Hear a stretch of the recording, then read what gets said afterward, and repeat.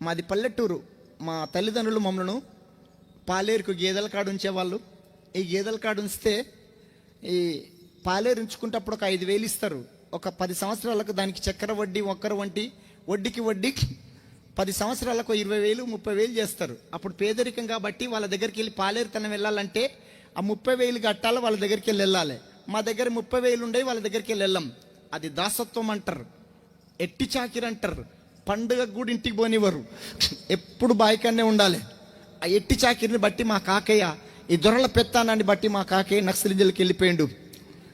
నేను కూడా మా కాకయ్య ఏమిటి కంజర వాయించనీకి, కోరస్ పాటలు పాడనీకి, ఊరోళ్ళ సమాచారాలు ఇన్ఫర్మేషన్ టీం అంటారు, అది ఇన్ఫర్మేషన్ తీసుకుపోయి మా కాకయ్యకి అందించేవాడిని. అట్లు మా కాకయ్య ఏమిటి వెళ్తూ వెళ్తూ వెళ్తూ వెళ్తూ నిన్న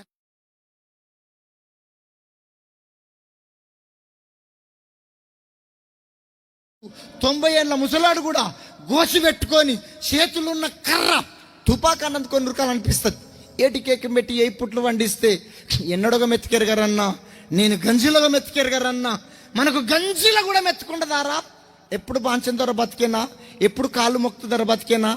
రే, మనం ప్రేమతో దేన్ని సాధించలేమురా, తుపాకీతో అన్ని సాధిస్తామని ఈ తుపాకీ కోవక్షన్ సిద్ధాంతం మా కాకే నాకు ఆకు పసర్లాగా నూరిపోసిండు. వాళ్ళు చెప్పే మాటలను బట్టి నేను తుపాకీ దేవుడు అని తుపాకీ పట్టుకున్నా. ఏ దేవుడు? మీరు మాట్లాడాలి. ఏ దేవుడు? నాకు తుపాకీ దేవుడు అని తుపాకీ పట్టుకున్నా. అప్పటికి మా అమ్మ యేసుప్రభుని నమ్ముకుంది. మా అమ్మ యేసుప్రభుని నమ్ముకొని నా కొడుకు నక్సలిజం పాటలు వదిలేసి, తుపాకీని వదిలేసి యేసుప్రభుని నమ్ముకోవాలని మా అమ్మ 40 రోజులు ఉపాసం చేసింది. 40 రోజులు అంటే కొంతమంది ఉపాసం చేస్తారు. ఉపాసం ఎట్లా చేస్తారంటే, ఉపాసం ఉన్నప్పుడు 4 ఇడ్లీ తింటారు, 4 పూరీలు తింటారు, అర్ధ పాలు తాగుతారు, 2 గ్లాసులు బతాయి చేస్తారు. అది ఉపాసమే కాదు, అది ఉపాసమే. మా అమ్మ అట్లా చేయలే. 40 రాత్రులు 40 పగళ్ళు మంచినీళ్ళు, ఏదో చిన్న పండ్ల రసాలు కాకుండా మామూలు తీసుకుంటూ ప్రార్థన చేసింది. 40 రోజులు ఉపాసం ఉన్నా మారలే. 21 రోజులు ఉపాసం చేసింది, మారలే. 14 రోజులు ఉపాసం చేసింది, మారలే. 12 రోజులు ఉపాసం చేసింది, మారలే. 7 రోజులు నా తల ఇంటికెళ్ళని ఉపాసం చేసింది. నా దేవుడు ఎవరు? తుపాకీ దేవుడు. మా అమ్మ 6 నెలలకోసారి 3 నెలలకోసారి మధ్యరాత్రి చూడబుద్ధి అయితే గోడ దుంకి తలుపు కొడితే మా అమ్మ మధ్యరాత్రి వేడి వేడి అన్నం వండి పెట్టి, అన్నం తిన్నాక ఊకే నాకు సువార్త చెప్పేది. కొడుకా, వద్దురా వద్దురా వద్దురా, యేసుప్రభుని నమ్ముకోరు కొడుకు అని ఊకే నాకు చెప్పేది. నేనన్నది, ఈ అమ్మ ఆదిగోళ్ళ దేవుడు నాకెందుకే, వాళ్ళకు బొట్టు ఉండయి, గాజులు ఉండయి, ముండ మనుషులు లెక్కుంటారు, మొగడ దచ్చులు లెక్కుంటారు, వాళ్ళ దేవుడు నాకెందుకు, నాకు తుపాకే. వాళ్ళ మీదనే పాటలు రాసి పాడేవాడిని. ఎట్లా పాడేది అంటే, క్రైస్తవుల మీద బొట్టు గాజులు పెట్ట మరిసిందన్నా, వాళ్ళు బోడగా తిరిగా నేర్చిందన్నా, వాళ్ళకు బొట్టుండయి, గాజులు ఉండయి, ముండ మసినట్టుంటారు, వాళ్ళ దేవుడు నాకెందుకు, నాకు తుపాకే. మా అమ్మ అనేది, వద్దు కొడుక వద్దురా, నిన్ను అడవిలో కాస్తంతే కాళ్ళకు తాడు కట్టి, బస్తాల మూట కట్టి, సచ్చిన కుక్కను గుంజుకొచ్చినట్టు గుంజుకొస్తారు కొడుక, యేసుప్రభుని నమ్ముకోరు కొడుక అని ఊకే నాకు చెప్పేది. ఎంత చెప్పినా యేసుప్రభుని నమ్ముకోలే. దేవుని దయ వల్ల పోలీసులకు దొరికినా. ఓ కాలేజీలో రౌండ్ వేసి కాలేజీ పిల్లలకు నక్సలిజం సిద్ధాంతం ఆకుపసలాగా నూరిపోసినాం. పోలీసు వాళ్ళు ఇన్ఫర్మేషన్ తెలుసుకొని రౌండ్ వేసి మమ్మల్ని పట్టుకురు. దేవుని దయ వల్ల పోలీసులకు దొరికిన కాబట్టి మీ ముందున్నా. దొరకకపోతే నా బొంద మీద చెట్లు మొలుచు. నాతో పాటు వెళ్ళిపోయిన వాళ్ళందరూ బొందల మీద చెట్లు మొలిచినాయి. దేవుని దయ వల్ల పోలీసులకు పోలీసు వాళ్ళకు దొరికితే, ఒక ఆల దొంగతనాలు చేసినోడు దొరికితే, వాడు ఏమేమి దొంగతనాలు చేసిర్రో చెప్పదాకా కొడతారు, వదిలిపెడతారు. కానీ మమ్మల్ని అట్లా కొట్టరు. మమ్మల్ని కొట్టనీకి 6 నెలలు ట్రైనింగ్ ఇస్తారు. రక్తం బయటికి రావద్దు, ఎముకలు ఇరగద్దు. పెళ్లి కొడుకుని చేస్తారు. చేసేటప్పుడు బట్టలు ఉంటాయమ్మా, నలిగి పెడతాప్పుడు మా మీద మొలతాడు కూడా ఉంచారు. ఎందుకంటే ఆ ఇంటర్గేషన్కి తట్టుకోలేక, ఆ దెబ్బలకు తట్టుకోలేక బట్టలు చింపి ప్యాన్ల కురిపెట్టుకొని సావాలనిపిస్తుంది. మేముండే రూములకు బల్లులు కూడా రానివ్వరు. నేను ఏది చెప్పినా నవ్వినట్టుగా చెప్తా కాబట్టి మీకు అర్థం కాదు. మామూలుగా చేయరు పెళ్లి కొడుకును. దేంతో చేస్తారు అనుకున్నావు? కర్రలతోటి కొట్టరు, లాఠీలతోటి కొట్టరు. లారీ టైర్ ఉంటుంది కదా, లారీ టైర్ అన్నా ట్రాక్టర్ టైర్ అన్న చెప్పులు చేసే వాళ్ళ దగ్గర తీసుకెళ్ళి క్రికెట్ బ్యాట్ లాగా చేస్తారు. ఇంత దొడ్డు ఉంటుంది, అది క్రికెట్ బ్యాట్ లా అరిచే మందం ఉంటుంది. ఆ టైర్ తోటి చేస్తారు పెళ్లి కొడుకును. ఆ టైరు పాడుగా అది కొడుతుంటే అది అరగది కరగది, ఎంత కొడితే అంత మాగుతుంది, కొబ్బరి నూనె రుద్దట నున్నగా అవుతుంది. దాంతో కొడితే రక్తం బయటికి రాదు, ఎముకలు ఇరిగాయి, ఈపు పూరి పూరి బిన్న డుబ్బుతుంది, ఇంత డుబ్బుతుంది, రక్తం రాదు, ఎముకలు ఇరిగాయి. కొట్టి కొట్టి కొట్టి కొట్టి ఒక మాటతో చెప్పాలంటే చెరుకుని మిండుతారు. ఎప్పుడైనా చెరుకు పాలు తాగిరా? చెరుకు బండి ఆయన ఏం చేస్తాడు, 4 కర్రలు పెడతాడు, మళ్ళా తీస్తాడు, కర్ర మీద కర్ర పెడతాడు, వడేస్తాడు, తిప్పుతాడు, కొట్టి కొట్టి కొట్టి ఒక గదిలోకి తీసుకెళ్ళి ఇక్కడ ఒక పోలీసు ఉంటాడు, ఇక్కడ ఒక పోలీసు ఉంటాడు, వెనకొక పోలీసు ఉంటాడు, ముంగటొక పోలీసు ఉంటాడు. ఈ పోలీసు ఆయన ఈ కాళ్ళు లాగుతాడు, ఈ పోలీసు ఆయన ఈ కాళ్ళు లాగుతాడు, వెనుకున్నోడు మధ్యలో సీస పెడతాడు, ముంగట ఉన్నాడు భుజాల మీదకి ఎక్కుతాడు. మీకు అదంతా అర్థం కాదు.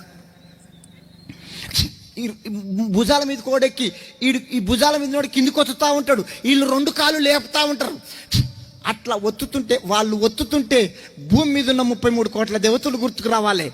నాకు 33 కోట్ల దేవతలు గుర్తుకు రాలి, కానీ అప్పుడు మా అమ్మ దేవుడు గుర్తుకొచ్చిండు. ఎప్పుడు మా అమ్మ దేవుడు ఎవరో మీకు తెలుసు. మా అమ్మను ఆ మధ్యరాత్రి 3 గంటలకు 4 గంటలకు చూడనికి పోయినప్పుడు అన్నం పెట్టి మీకు కొంచెం పండుకుంటే నిండా ముసుకేసుకొని ప్రార్థన చేసేది.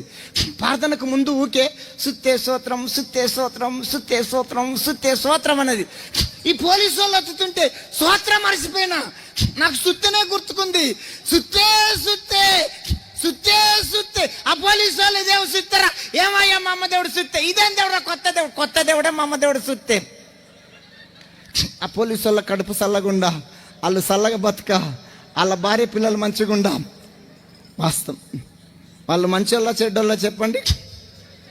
మా అమ్మ 40 రోజులు ఉపాసం ఉండి మారంటే మారినా, 21 రోజులు ఉపాసం ఉండి మారంటే మారినా, 14 రోజులు ఉపాసం ఉండి మారంటే మారినా, కాళ్ళ మీద పడి ఏడిచినా మారినా. ఎప్పుడు మారినా తోళ్ళు. అందుకనే శ్రమలు రాకపోతే దేవుని దగ్గరికి రారంట. యేసుప్రభు దగ్గరికి రానికి డబ్బన్న పోవాలంట, జబ్బన్న రావాలంట. డబ్బన్న పోవాలి, జబ్బన్న రావాలి. మా అమ్మ అంత బతిలాడినా నేను మారలే. ఇప్పుడు చెప్పండి, యేసుప్రభు దేవుడు తోళ్ళు తీస్తారా చేయడా? ఇంకొక ఉదాహరణ చెప్పి నేను అయ్యగారికి ఇచ్చేస్తా. మా ఇంటి బుగ్గడ తల్లి బిడ్డలు, అంత దూరంలో ఉంటుంది ఇల్లు. తల్లి బిడ్డలు చర్చికి వెళ్తారు. ఎల్బీ నగర్ నుంచి గోల్కొండ చివరస్తా ఎబ్రోన్ చర్చికి వెళ్తారు. తల్లి బిడ్డలు చక్కటి భక్తి పర్రాలు, భర్తనేమో ఫుల్లుగా తాగుతారు, డ్రింకర్. ఆ తల్లి బిడ్డలు నా దగ్గరికి ఎన్నోసార్లు వచ్చి, అన్నా మేమిద్దరం పరలోకంలో ఉంటే మా నాయన నరకంలో ఉంటానన్నా, మా నాయన కోసం ప్రార్థన చేయండి. ఎన్నోసార్లు నా దగ్గరకు వచ్చి కన్నీళ్ళు పెట్టుకోరు. నేను కూడా నాకు ఎక్కడ మీటింగ్ లేనప్పుడు ఆ ఇంటికి వెళ్ళి అంకుల్ యేసు ప్రభుని నమ్ముకో అంకుల్, దేవుడు గొప్ప దేవుడు, తాగుడు మానే అంకుల్ అని ఎన్నిసార్లు చెప్పినా సేదరించుకుని ఇట్లా అనేది. తాగి పక్షవాతం వచ్చింది.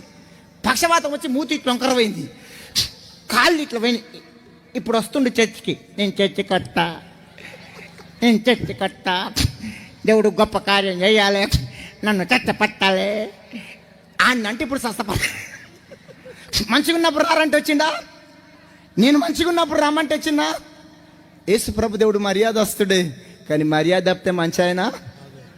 యేసు ప్రభు దేవుడు ప్రేమ స్వరూపే, దాని పక్కకే ఉంటుంది ధరించు అగ్ని. యేసు ప్రభుతో పెట్టుకుంటే ఈత చెట్టుకి జారినట్టే. ఇప్పుడు చెప్పండి, నేను పాట కరెక్ట్ రాసినా రాంగ్ రాసినా? మీ అబ్బాయో మీ అమ్మాయో చెప్పి తినకపోతే ఒకసారి చెప్తావు, 2 సార్లు చెప్తావు, 3వ సారికి ఏమంటావు? అబ్బాయ్ నీ తోళ్ళు, అమ్మాయి నీ తోళ్ళు. మన పిల్లలు చెప్పి తినకపోతేనే మనం తోళ్ళు తీస్తుంటాం. ఆయన నువ్వు నీ సొత్తు కాదు, ఆయన సొత్తు. నువ్వు విచ్చల విడిగా తిరుగుతుంటూ కోడు తోళ్ళు తీసి సక్క చేస్తాడు. అందుకనే ఈ వచనం రాసిన, నన్ను తప్పుబట్టకండి. అందరూ శ్రమ వచ్చి బాధపడితే ఈ శ్రమల్లో ఈ దేవుడు నాకు దగ్గర అయిండు. శ్రమలు లేని క్రైస్తవుడు కాడంట. క్రైస్తవునికి శ్రమలు చెట్టుకు ఎరువులాగానంట.